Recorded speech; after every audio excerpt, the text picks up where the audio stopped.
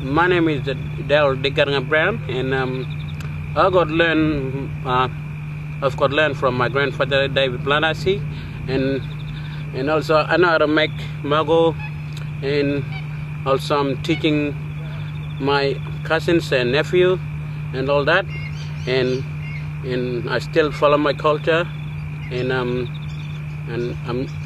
pedaling really hard that I'm really doing best. And it is mago, and I'm traveling around the world, and also I still do that back home when I get home, and when I have ceremony, and I make mago. And because my grandfather taught me how to make mago, and he taught me how to play mago. How to make mago, my grandfather, is because when you find the tree and you tap the tree, all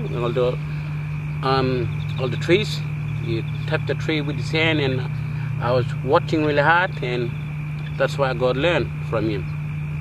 When I was a kid, it was really hard for me, but now it is easy for me to make, to learn how to play mago.